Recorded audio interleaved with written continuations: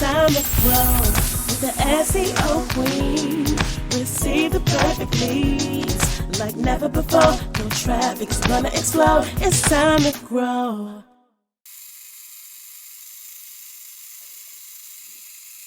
Welcome to the SEO Queen Tech Show, a podcast to help you get more credibility, visibility, and profitability through inspiration, technology, and marketing insight. This podcast is for professionals and entrepreneurs who are looking to get more customers, clients, and patients. We are on Vashani Radio, iHeartRadio, and iTunes.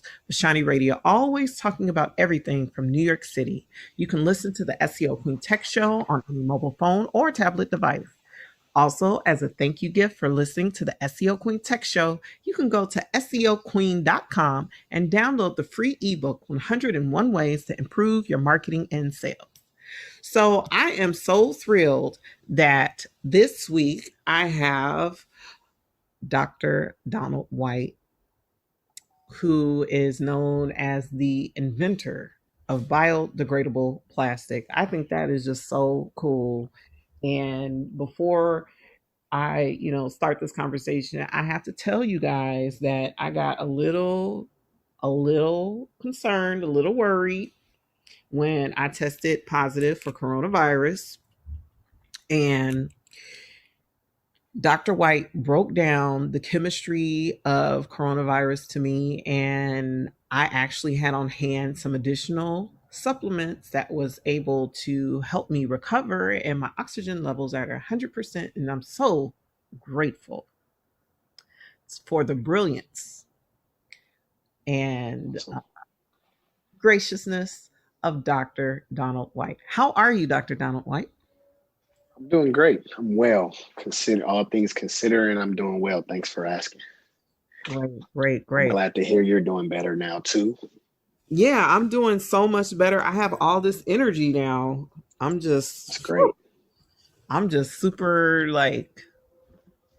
happy, super grateful because tomorrow's not promised, and so many people have had challenges dealing with coronavirus. So what do you want to talk about, Dr. White? What's on your mind? There's a lot. Whew, that's a lot. That's a loaded question there. There's a lot on my mind. Speaking of coronavirus, I'm a little disappointed in how we've actually handled this whole pandemic from a policy side and how these things have not been able to be implemented. There's no testing protocol. And, it's a little frustrating as a research scientist to sit back and watch how my counterparts, my colleagues are working feverishly all around the world in the labs doing research. And, our other scientific counterparts, our other scientific colleagues are in the medical field and they're working feverishly. And, it just doesn't seem like there's any continuity, and the help isn't really there for the healthcare workers, the frontline workers. I'm seeing the frustration. I'm hearing the frustration from the medical field. I'm starting to see some of the things that they're actually dealing with on a day-to-day basis. And they have been for months now, greater part of a year, crying out for help. Right. It's just, it's really disheartening to see some of the things that they have been dealing with.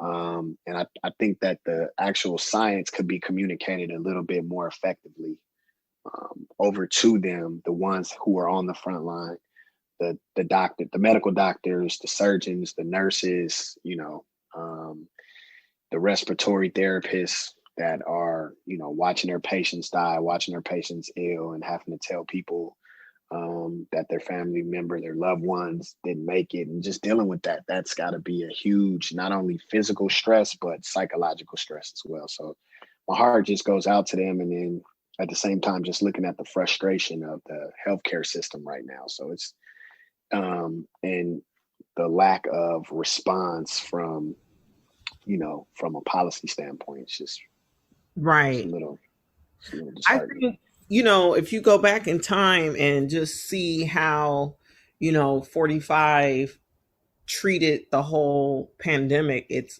kind of Right. set the tone for the chaos Oh that yeah. that is happening now.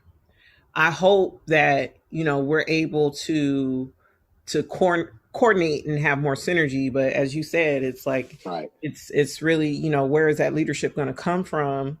One thing that I don't even understand is why there's such a stigma towards herbs and holistic methods of Um. health treatment. So so I think one of the things, not to cut you off, I think one of the things that we're seeing medicine go into the direction of is like holistic health. So you're actually seeing what we call westernized medicine or Western medicine actually look at some of these more holistic approaches with herb treatments and stuff. But I think the science, the data is actually the science of it all is actually backed on the foundation of data. And so what you're not seeing typically, stereotypically speaking, is you don't normally see, the old school household remedy backed by any kind of fundamental scientific research, right? And so now you're actually starting to see these studies become more prevalent, and you're actually seeing, medicine. Because at the end of the day, I think what the doctors who actually practice medicine, their overarching goal is quality of life and healing the patients. I don't think anyone is going into medicine, to not heal people or not help the people. So, you have doctors who've devoted their entire lives literally to this. And so I think they want the best care for their patients. So you're actually starting to see the culture change a little bit, but they still want, that pseudoscience, I guess, to be backed by some kind of fundamental data. So Right. you're actually starting to see that more often. So, one of the things that has been talked about a lot in the news, besides, hydrochloroquine, is vitamin C, vitamin Yeah. D, zinc. And can you share with me a little bit about the data, the studies that have been put out there about um, these vitamins and minerals with respect to coronavirus? So I've seen a study about zinc. I haven't seen any about vitamin C, except for just what we pretty much already know. Vitamin C helps the immune system. Hmm. But I have seen some with zinc, whereas they bind to similar or the same receptor, or it's like a competing thing where they're competing for the same receptor. But I think the most interesting study that I've seen has been vitamin D. Vitamin D is in dogs. So whereas pretty much the severity of COVID and the duration of symptoms was directly linked in a couple of different studies to the levels of vitamin D in the person. So if you had a person who was extremely vitamin D deficient, not only that were they more susceptible to becoming sick with COVID, but they experienced greater symptoms or more severe symptoms, and for a longer duration of time. And Wow. I thought that was right. I thought that was really interesting because That's, oftentimes, yeah, go wow. ahead. That's Yeah, huge. That's huge. yeah. So we're starting to see these studies come out. Hmm. I think it's pretty big, especially considering the African American community, whereas most of us, because of the melanin in our skin, are vitamin D deficient, right? So, Hmm. whereas UV light actually converts cholesterol into vitamin D through the vitamin D pathway. So there is a radical reaction that happens with UVB radiation, so light from the sun, and it converts cholesterol into vitamin D. And so, you know, people with more melanated skin. So you Go can ahead. lower your cholesterol by standing out in the sun. Is that what you're telling me, Dr. White? in some ways, yeah. So Wow. it's not the what is this? Two types, LDL and HDL. And if Yeah, I'm not LDL. mistaken, Correct. And if I'm not mistaken, I think it's the LDL. I'll have to fact check me on that, but I think it's the LDL cholesterol that's actually being converted into vitamin D. Oh, wow. But yeah, so that's actually going to be a topic in one of my biochem courses that I teach to my students this semester. Really? So, yeah, that's the vitamin next D question I pathway. have for you. What are you teaching? So right now, And yeah, where sure. are So right, what are you teaching? um, Where are you teaching? sure. So I'm teaching at a HBCU. So that's a historically Black college or university. I'm teaching at Miles College right now. I am teaching it's technically 4 classes. It's organic chemistry 2 and biochemistry 1 and the 2 labs. So I Oh, took on those. Yeah. And so I okay. have seniors and A juniors. millennial George Washington Carver on our hands. Yeah. Yeah, most definitely. So I took on those 2 classes and labs associated with them, trying to help out as much as possible during this pandemic. So they're online, but definitely doing my part to try to educate the students at Miles College. That is so dope what you do. The thing that, when I met you on Clubhouse, I was really impressed with your depth and breadth of just knowledge. You Thank are you. truly well read and quite resourced. I mean, you're a research scientist, so I can totally tell your passion is, researching the latest chemical development. So Yes, I ma'am. want to know from you, as you're teaching organic chemistry, I want to go back to coronavirus. Can you, for our listeners, break down the similarities between chlorophyll and humans' blood or hemoglobin? Oh, hemoglobin, right. So chlorophyll is what we consider to be like a precursor to hemoglobin, right? And so the difference is chlorophyll has what we call an aliphatic chain. So it's a chain at the bottom of it, for lack of a better region, at the bottom of uh, hydrocarbons, 20 carbons long. There's a 20 carbon long chain. And instead of that, on hemoglobin, you actually see a carboxyl or carboxylic acid group. Also, the metal in the center, there is a phenomenon known as chelation, which is a Latin word for claw, which basically means there are these nitrogen groups in the middle of chlorophyll and also in the middle of hemoglobin.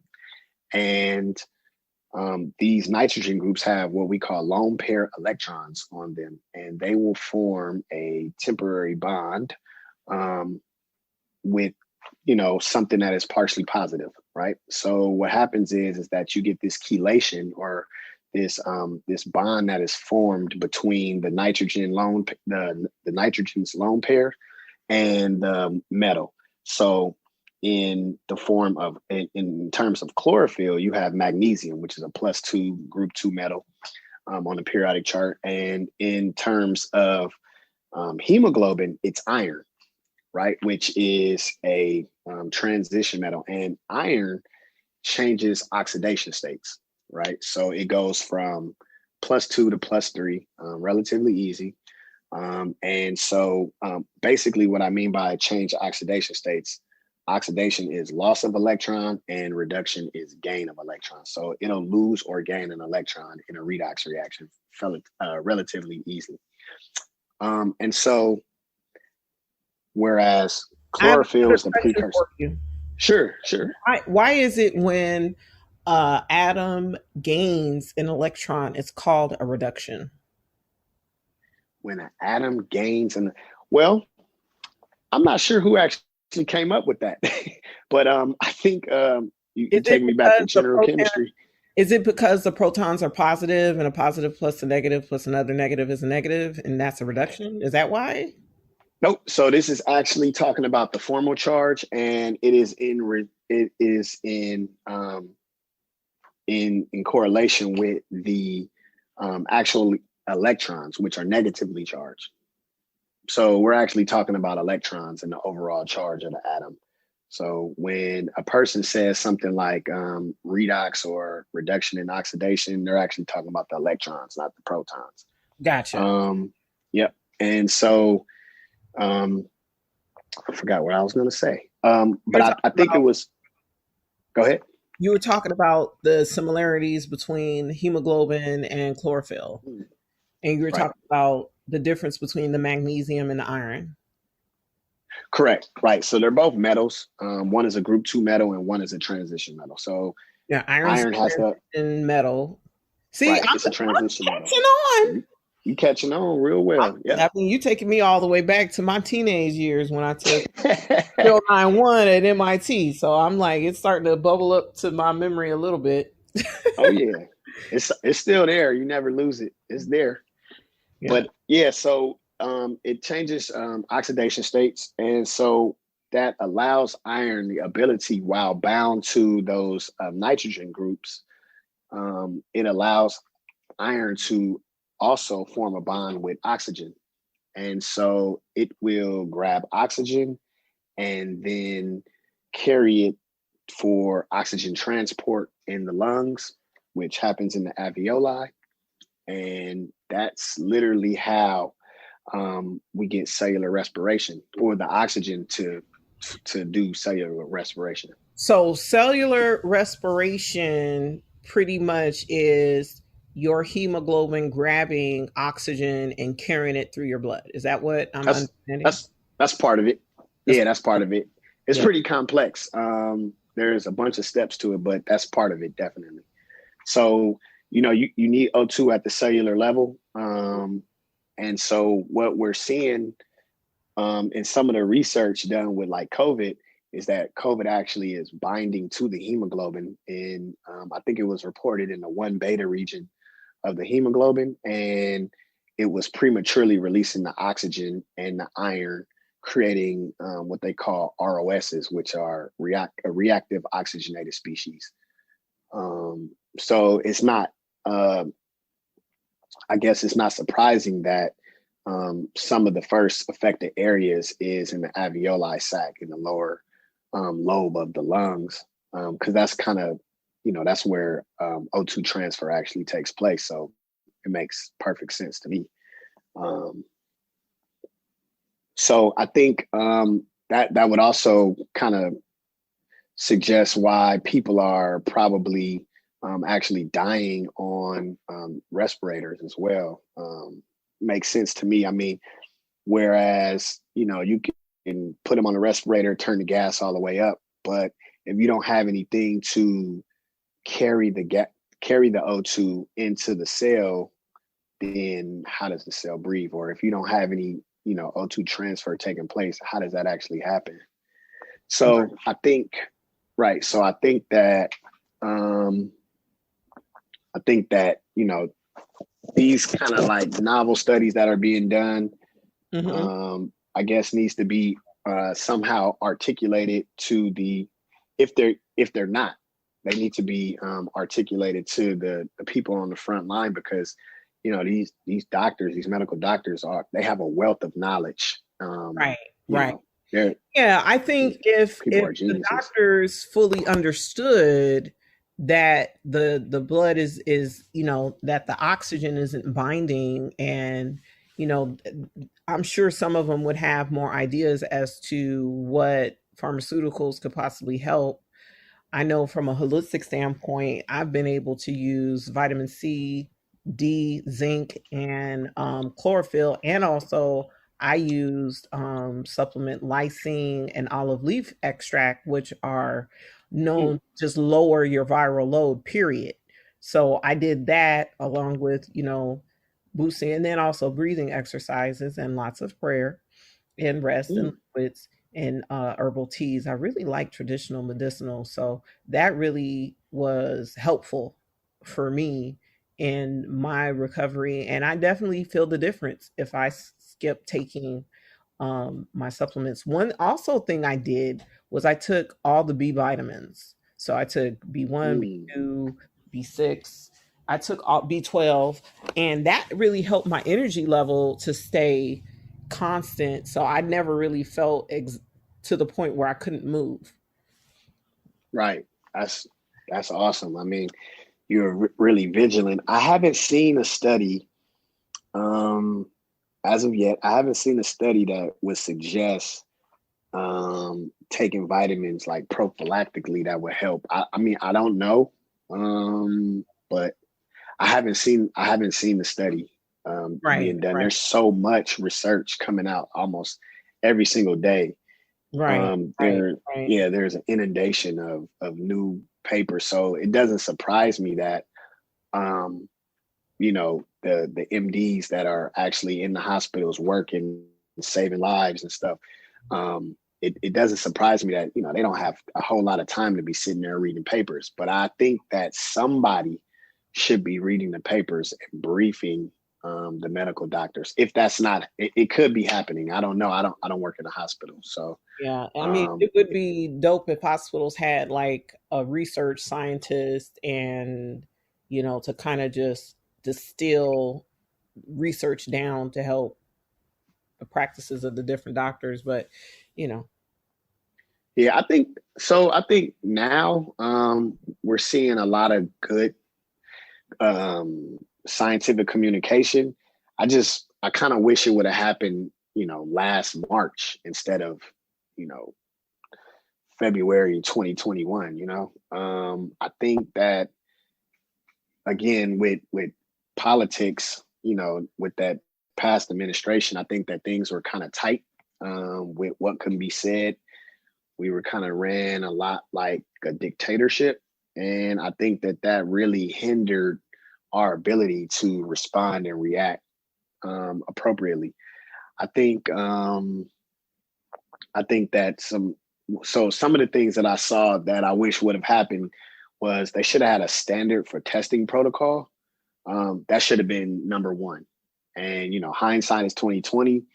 And, it's kind of easier for me to say, hey, we should have done this now a year later, right? But I think the first thing that should have been developed was a standardized test that was used nationwide. Everybody uses the same test.